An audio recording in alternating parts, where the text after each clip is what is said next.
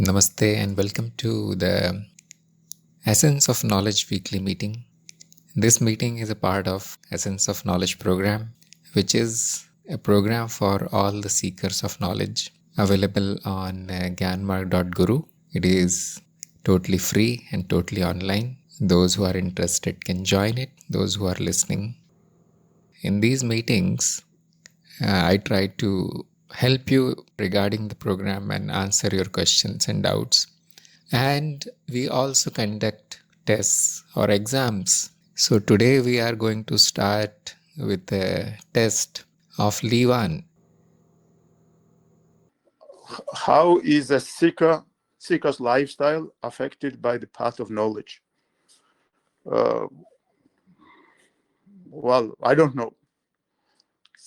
And it is not important from my point of view. Second question, why are ignorant people not happy? Well, being ignorant implies not being happy. Third question, what are valid means of knowledge and why did we choose only two of them? Valid means of knowledge are personal experience and logic, and we chose them because they are most credible, most first-hand, and the most self-reliant means of knowledge. Number 4, how is truth affected by the state of mind or of the intellect? Truth is beyond the mind, including the intellect. Number 5, existence becomes the experience and the experiencer in order to enjoy its own play. True or false? True. Number 6, how are potential and emptiness related? Potential and emptiness would be equivalent in this context. Potential must be empty in order to be a potential, and emptiness is potential in the sense that it is free of any limitations. Number 7, I cannot be the experiencer because the other person is already it. True or false? False. What causes awareness? Awareness has no causes. Awareness, we cannot talk of causality in this context. Is knowing oneness the same as being oneness? Yes, knowing oneness is possible only being it. Number 10, contemplation is purification. How? Contemplation is means for removing ignorance, and removing ignorance is equivalent to purification. Thank you very much. And no problem. I got the answers. And you have scored 7 out of 10, which means the exam is cleared in spite of little bit of technical difficulties, because this is your first audio call probably here in Telegram. So it's perfectly okay. And although your answers were very short, they are enough to start the awareness practice. So you are in step number 4 now. Congratulations. Thank you. Appreciate it. So again, I want to remind, because you are a newcomer, that and the program is very specific. It has its own terminology. It has its own method. So once again, I want you to revise all your notes and some important chapters there. We'll continue with the meeting. Anu is asking, I have a confusion. I understand that existence is always present, whether there is someone to experience it or not. And on the other side, we are saying that an object is not even present when no one is looking at it. Can you please explain what is the gap in my understanding? It is very easy, you see. Existence is not an object. Existence is, according to our definition, whatever there is. It is not one single object of perception which our senses can grasp and see. So probably you are thinking that existence is another object, and somebody said that it is always present. But then somebody said that these objects are not present when there is no perception, because the perception creates an object, the illusion of an object. So I think that is the gap or misunderstanding there. What is existence then? It is you. It is you. That is the teaching, and that is the secret, or you can say that is revealed.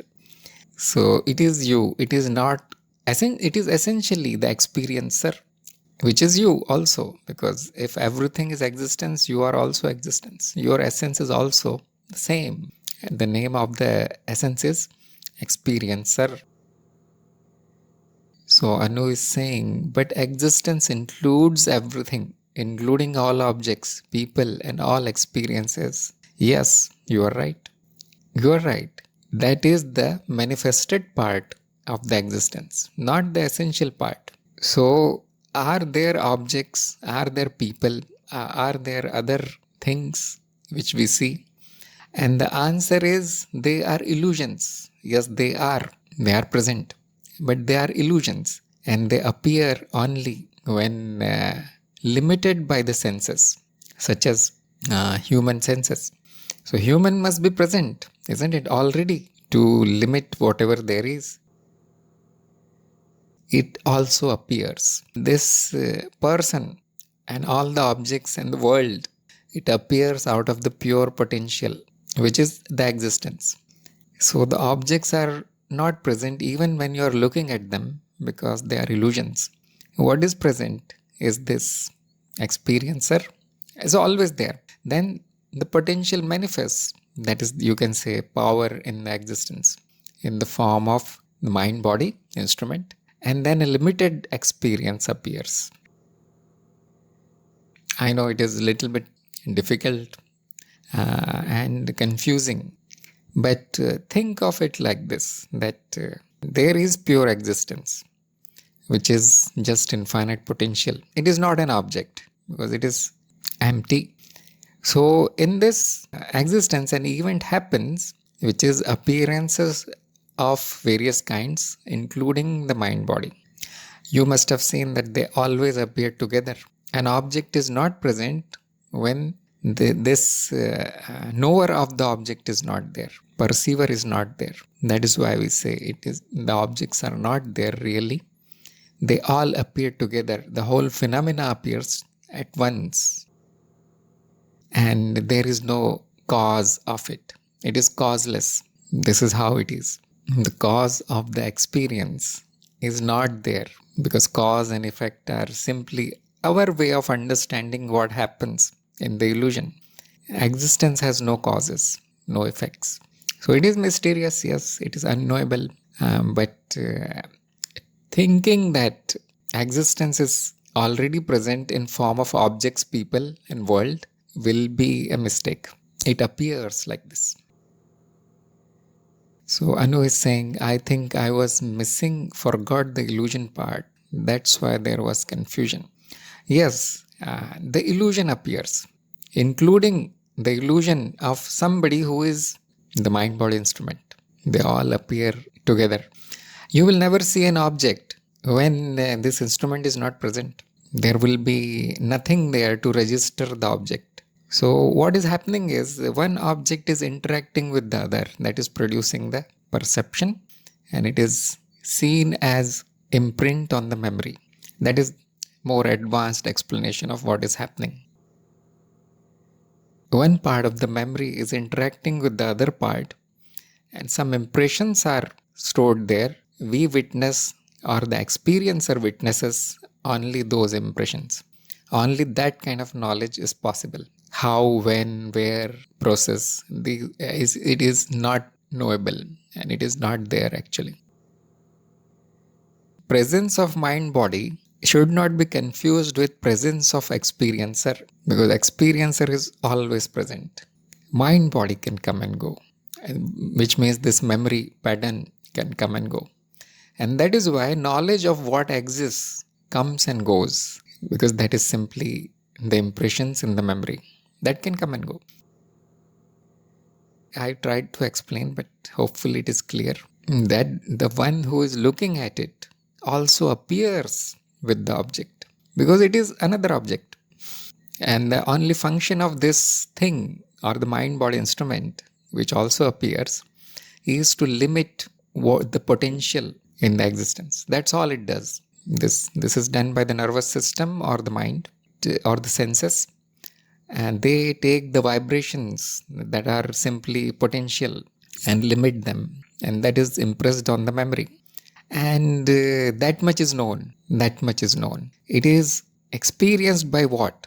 That is the experiencer, which was always present. There is no discontinuity in the experiencer. Objects and the one who is limiting that experience, they come and go. That somebody is not present to limit it, there is nobody to know also. Is there any object? Is there any world or anything? No, nobody is there. There is no question of knowledge there. Nothing will be known. And so, because knowledge is also an experience, nothing of this kind will be experienced. It will be something like pure potential, emptiness only. One small glimpse of it is seen in the deep sleep. State of deep sleep is mostly like this. No world, senses are somewhat inactive, and no memory of what is there. This whole body-mind instrument is there because it wakes up and the perception starts again. The limiting starts again. The impression starts again, and the knowledge happens again that there is a world, that I am here. And this all event happens in the background of the experiencer, which never goes away, which was always there, which is nothing but this existence, which is what exists as pure potential. And these events, they happen, come and go. So I tried once more to answer. If anybody or you have any more doubts, you can ask. The mistake here will be to assume that all objects, people and buildings, all the world is present as it is when not limited by the senses. That will be a mistake. What is present actually, that is unknowable, but we call it infinite potential. What is that? It is you. You are that. What is it made up of if it is not objects? Not of anything. It is empty. What is this emptiness? Nobody will know, because this intellect or this instrument is made for understanding and knowing only the objects. So it surrenders and becomes that which it is after clearing all these doubts and misconceptions. If there are any more questions, you can ask, and we'll start the discussion on the test. His question number 1 was, how is seeker's lifestyle affected by the path of knowledge?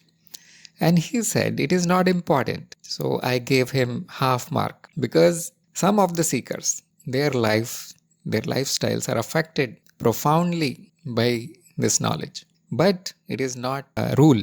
It is not a law that you will need to change your lifestyle, or there will be any effect at all because of knowing who you are. It is not compulsory, but there can be side effects of knowing what I am. And the first effect that is seen in some of the people, for those who are affected by it, is peace, bliss, and detachment. Many people say like this. Some continue as it is, because probably it was very natural. It is very natural to be what you are. There is no need to change something here. If you are still trying to change something, some people can consider that as ignorance. Because what is the teaching? You are perfect, you are whole, you are complete. What are you changing? One illusion is trying to change another part of the illusion. But some teachers are very kind, they are compassionate. They say, yes, if it removes suffering, okay, change it. You are Brahman, you are experiencer, no problem. If it is removing the suffering from your life, you can do that change. So their lifestyle changes a little bit. Okay, number 2, why are ignorant people not happy? So that answer was not very clear to me, but he said probably ignorance means suffering only. So he got 0.5 here. Why are they not happy? Actually, some ignorant people are very happy. You must have seen. But that is momentary. Momentary. That is the key word. You are sometimes happy, sometimes not happy, sad. And there are more states of the mind. So, happiness, sadness, joy, pleasure, pain, they are simply states of the mind. What is the characteristic of the state of the mind? Is it is impermanent, momentary. So, ignorance means it will always change. Whatever you call happiness will not last, and so it does not last. And another effect of ignorance is unnecessary actions, karmic issues, because that person will be involved in such kind of actions. The lifestyle will be such that which will ultimately cause suffering because there is ignorance. So, what about people with knowledge, self realization? Are they happy? And many people will say, no, it is perfectly okay to be happy, unhappy, whatever. These states of the mind is perfectly okay. Let them be there because they are not me. It's very simple. So, what happens is after self realization, the seeker starts to not worry about happiness or unhappiness or pleasure or pain. If it happens, okay. If something makes this body mind happy, okay. If something makes it unhappy, okay. This is called detachment. The running after happiness and because it will not last, and becoming depressed because I am not getting it always, because happiness is sought externally in objects and people, which is not really wisdom, isn't it? It is not wise to seek happiness outside. So the seeker gives up this kind of chasing the happiness. That is the only difference. But you can see that people with this kind of knowledge, self-knowledge, sometimes they are happy, sometimes they are sad. But you will not know the internal state of that person, which is of awareness, the simply observer of the states of the mind, which is called the awareness state. So ultimately, though ignorant people, if they are not happy, that is also a part of the illusion. So the self-realized person will not try to make other person happy. And similarly, we will not try to make somebody unhappy, will not cause suffering, but we are not disturbed by suffering. That can be seen as indifference, but it is simply detachment. Next question, what are valid means of knowledge and why did we choose only 2 of them? So his answer was right, even if very short, that they are found to be most reliable and they always produce knowledge. Books, teachers, and so many other mediums are there, but it is not guaranteed that we'll get something from them. They will provide information, yes, and sometimes they are very helpful, like a teacher is very helpful. Specifically in our program, we chose only 2, direct experience and logic, simply to show that the whole knowledge is possible by these 2. And actually, these are not 2, it is only 1, because the logic is ultimately based on direct experience. How do we develop our logical abilities? Using direct experience. Yes, it needs to be learned a little bit. So, only your own experience will give you knowledge. That is most reliable. That is undeniable, actually. You can deny that, oh, something is written in this book, but I don't know. You can say like this. I don't know whether it is true or not. Somebody, some great guru is saying something, but you can say, I cannot confirm it. Probably he is saying the truth, but it is not my truth. So, only your own experience, you cannot deny it. But that must be evaluated using logic. Why? Because experience is always false. It is an illusion. So, when coupled with logic, it will provide you knowledge. What kind of knowledge? Negative knowledge. That's all can be done.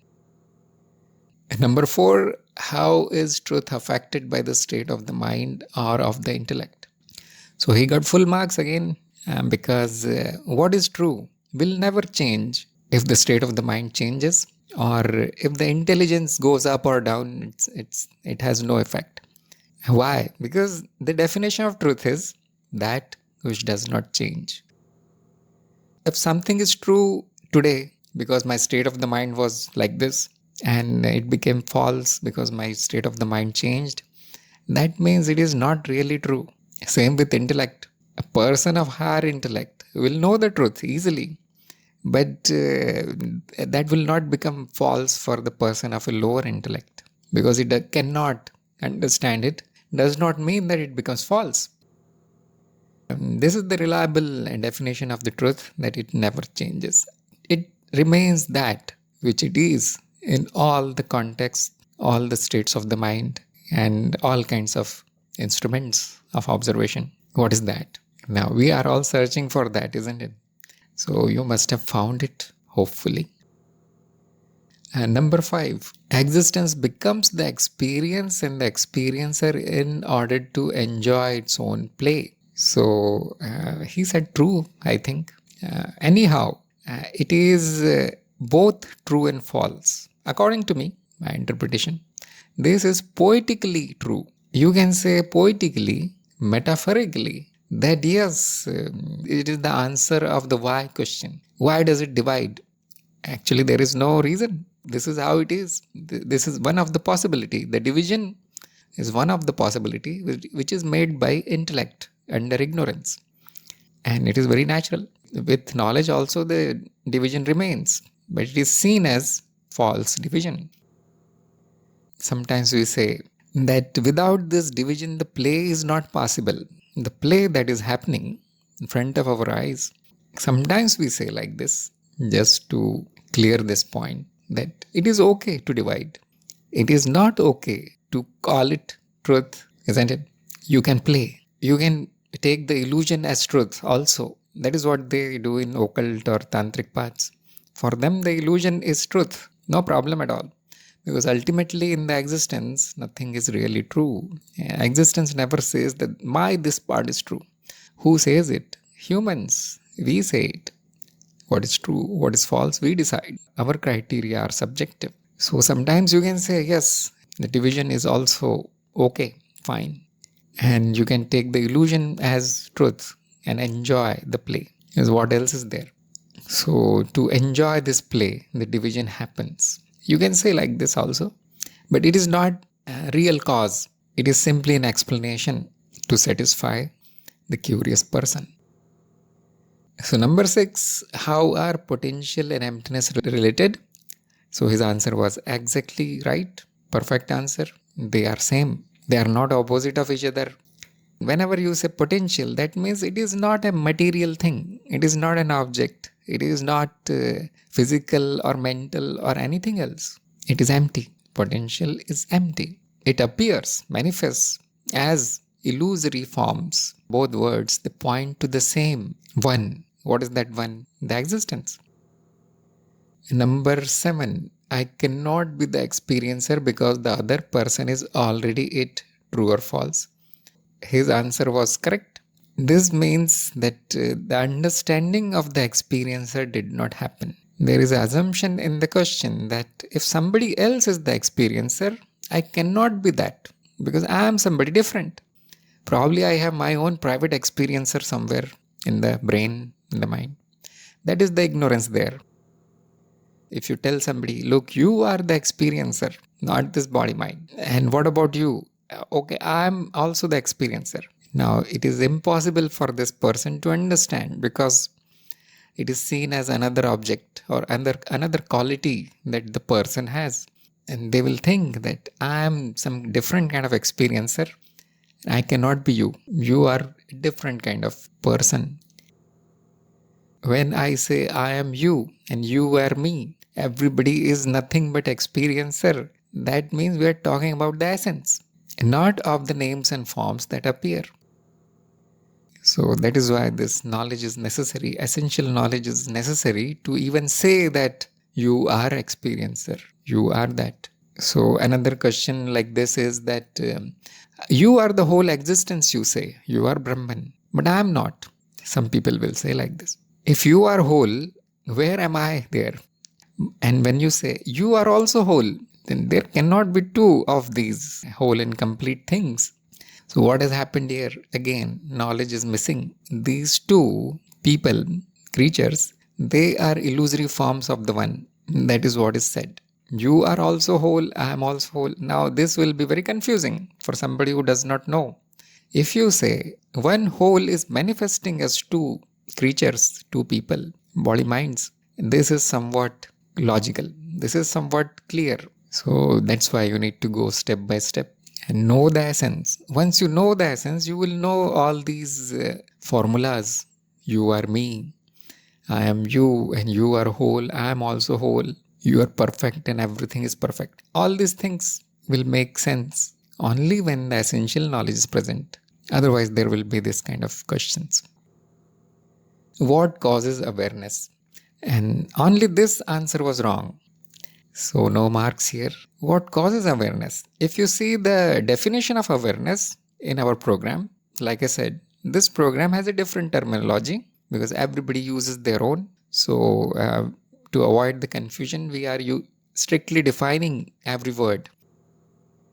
Awareness is the knowledge that I am the experiencer. So if there is no knowledge, there is no awareness, according to this definition. A very clear and definite knowledge of who you are will cause awareness. Otherwise, it is unawareness, which is also called darkness. Awareness means light. There is knowledge of what is happening. It is not simply noticing or becoming conscious. It is knowing what is happening, knowing the truth, being established in the truth or knowledge is called awareness. It is a state of the mind, yes. I mean, it is a part of the play, you can say, awareness. Because it was not there before. Now it appeared as a result of knowledge. So you can say knowledge causes awareness. Without knowledge, there is no awareness, which means this state, enlightened state of the mind will not be there. There will be darkness. Probably confused this thing with the existence or the experiencer or any kind of experience. Yes, there is no cause of these things, fundamental things. The causes and effects are not defined there. They are not applicable. But because the awareness is simply knowing and getting established in knowledge, it is another event in the existence. Sometimes it goes away. That is the problem in step number 4 for many people, isn't it? And they cannot maintain the awareness. That is why it needs practice. And that is called the awareness practice. That is taught in step number 4. Awareness or self-awareness. One and the same thing. But yes, other people and other books will define awareness differently. That is why I said you need to stick to the terminology. Like the word experiencer. Some gurus and some scriptures and some books will define the experiencer as this person. And they will say the essence is the knower. You see, just reversed definitions. And some other book will say something else about it. So definitions are very important.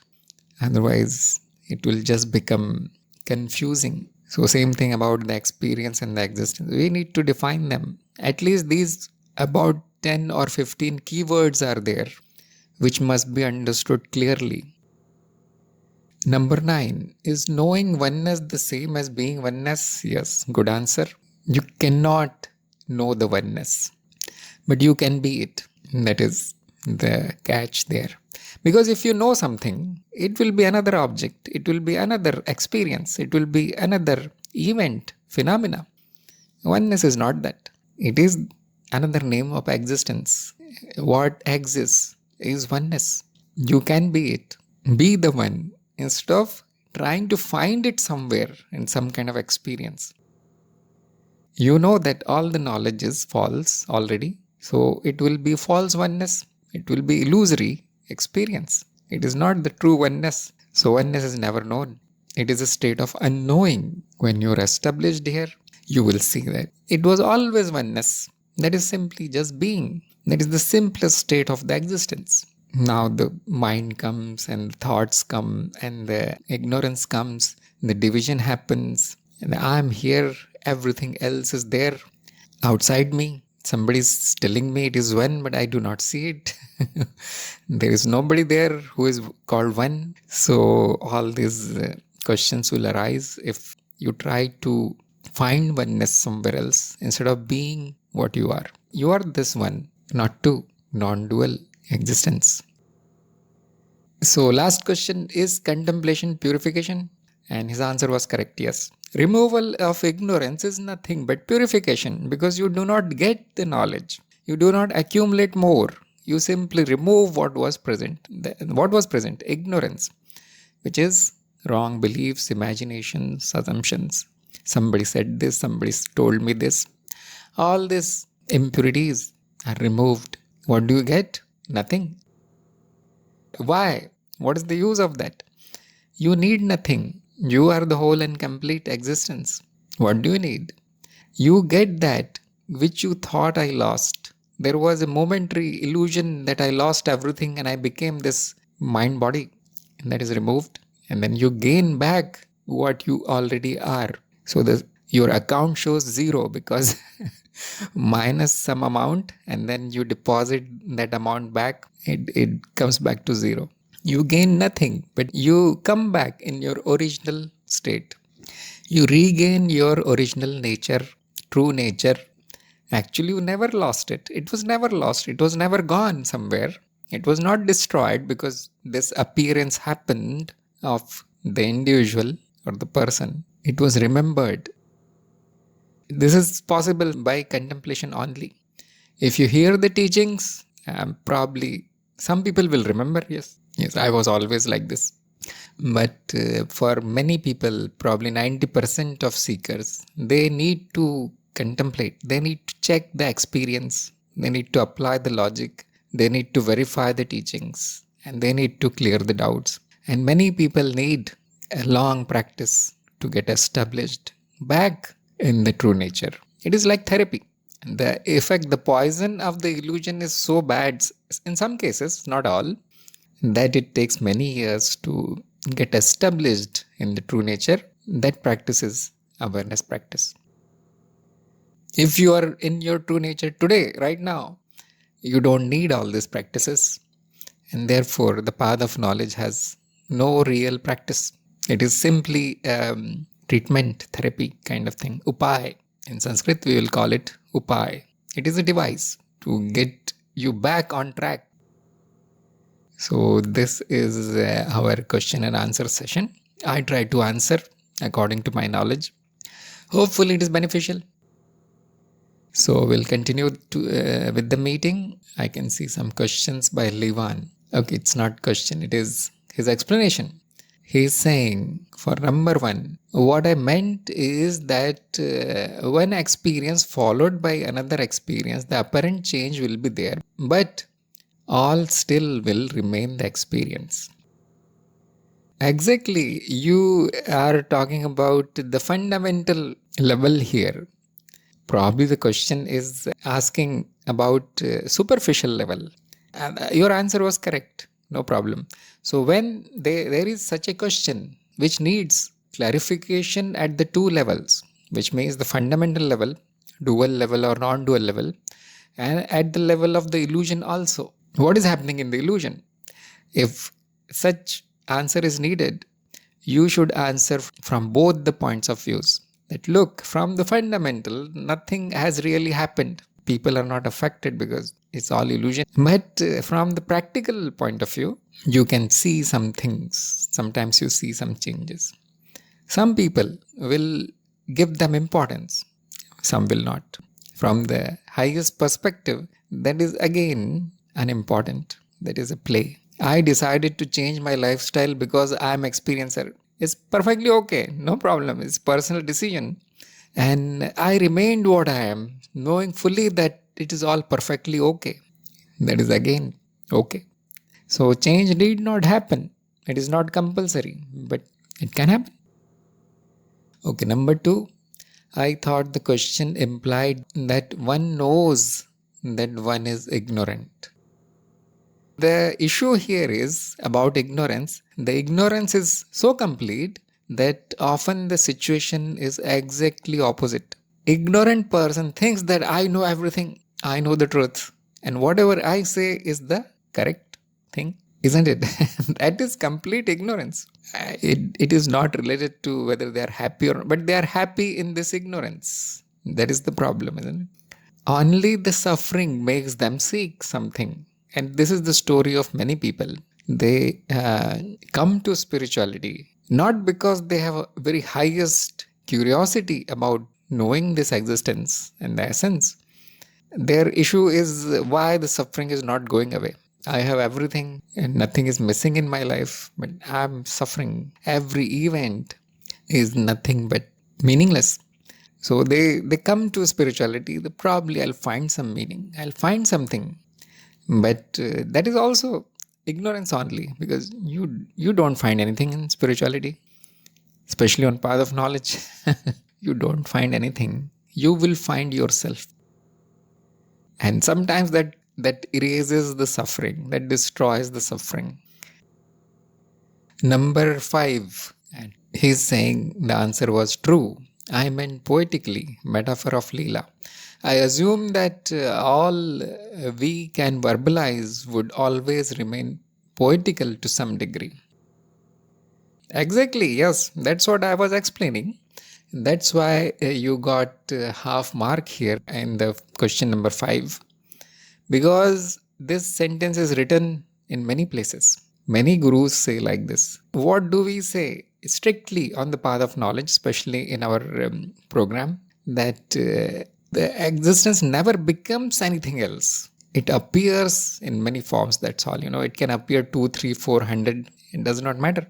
So that causes a contradiction sometimes, that some people are saying existence is becoming like this, it is dividing itself, and you are saying no, nothing is happening. So just to clear this doubt, and yes, after some limit, the language is useless to explain what is happening, and so we go back to poetry. After some limit, the poetry is also useless, and then we go back to silence. Silence is the language of the existence. Silence is the language of the truth, but unfortunately, that is not useful for a seeker who wants answers. So sometimes something poetically is told, some metaphors are given, sometimes in plain language we say, it is all ignorance. Do not impose actions and intentions on the existence. It is not a person. Personally, I think that we should try all 3 or 4 ways to communicate what it is. You can try the poetry, yes, clarifying that this is poetry. Do not think that it is the truth. And you can try plain language, logical language, as a pointer, because you won't be able to say anything. And then you can try remaining silent. If the person is very intelligent, they will know that not saying anything about the existence is the final knowledge, unknowing. What can you say when you are in the state of unknowing? Nothing. You probably will say, I don't know. I know nothing. Okay, number 9, I admit I was wrong. Okay, that is number 8. I assumed awareness to be aware of self, requiring a grace and being beyond my conscious effort. Questions are designed to check what you understood in the 20 lessons of the program. That is all. So if the answer is coming from the lessons, it will be called correct answer. But there can be more answers to these questions depending on your past practices, whatever you have practiced since you came into spiritual field. And there you will get many more points of views. That is, spirituality is not limited to our program, isn't it? So it is your old point of view. Because all events have no cause, this event is also causeless. Knowing who I am, coming in contact with a guru or a teacher or spirituality is an event of grace. Nobody is doing it because there is no doer. That is the state after knowledge, when we realize all this thing, that whatever happened was not done by me. So probably the question is not asking who did it. It is simply asking how it happened. So yes, you got this goal of spiritual way of life path. Then you searched, you were seeking, you found someone, you found a path, and this knowledge happened. And as a result, you became aware, you awakened, woke up from the dream, from the darkness to light. And this whole chain of event, you can say, is simply grace. It is not caused by something. So yes, there can be more answers to every question that we ask and to every topic that we discuss. If you step out of the program, more generally, if you step out of the path of knowledge, you will get more points of views, which is perfectly okay, because for some people, some things are more satisfactory. Some other explanation will be more satisfactory.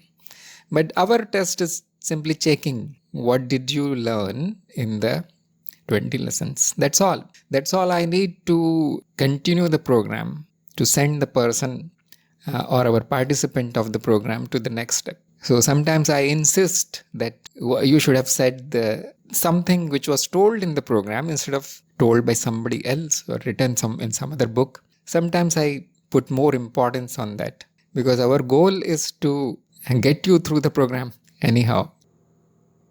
Neelam is saying, if the person knows he is ignorant, then he will no longer remain ignorant. Yes, that is paradox, isn't it? As soon as you know, I don't know, you will start searching. Why will you say that I know everything? Why will you say that my beliefs and assumptions are right? And that is the sign of ignorance, that they think that I am right and they never check. So the actions happen, because if you assume that something is true, and you will probably act on it also, and that causes suffering. That is why average person is not really happy, but there are many people who are perfectly happy, simply because the whole life happens in illusion. You do not need knowledge to live a good life. Sometimes the ignorance becomes too much, the mind gets distorted. For example, running after material things. You need something, isn't it? But you don't need the whole earth. You don't need to become emperor of the earth to become happy. So that is a distortion, and that causes suffering. And that causes suffering to other people also, because they will do something which will trouble others. So I'm giving an extreme example, but there are similar things like searching for happiness in other people, and then getting dependent on the other person, that this fellow is the source of my happiness. Without this person, I am nothing. Now, because everything is impermanent, isn't it? So as soon as that situation changes, the happiness goes away. Ignorant person thinks that it is his fault. That person who is no longer with me, that is the culprit. The fault is theirs, not mine. I'm always right. So this is a sign of ignorance. What will happen in knowledge? Will people stick to you forever? Will you become king of the country or something? No. The same situations will keep happening. This is how this illusion is set up. Impermanent. Only your attachment will be gone. Only your madness will be somewhat, reduced. You will still keep doing that which is necessary to keep the illusion of life going. Illusion is not bad. Ignorance sometimes causes problems. So what is the cure? Knowledge is the cure. How to get it? Remove the ignorance. How to remove it? Use your direct experience, use your intelligence, use your all the resources that you have, wise people, books, and so on. Yes, teacher is important. Somebody who has already done this thing, purification, isn't it? Will fix the problem in one day. Knowledge happens in one day. It does not take time. So hopefully everybody got knowledge. But yes, do not expect this knowledge to cause some kind of miracle in your life, in the outside world, people or body or mind or situations. Nothing. They do not change. only the ignorance goes away. There are sometimes side effects. Levan is saying, in that sense, being ignorant would mean being unhappy until he loses it. Yes, the cycle will continue of happiness and unhappiness. This is called bondage in technical terms. That creature is bound to his or her actions. Actions mean karma. So karmic bondage will be there. After knowledge, probably it will go away. We don't guarantee. It is your effort after that. You got the knowledge, you came to know the reality, what is real. Now, check if some changes are needed in the body, mind, or actions. The intellect will come in picture and will do the changes. The purification happens automatically, like we say. Yes, it is another event of grace. Nobody is really doing it. Okay, so I think today's questions are over, and hopefully everybody benefited from this test questions and answers. We'll meet next week once again. Thank you everybody for attending today's meeting. Namaste.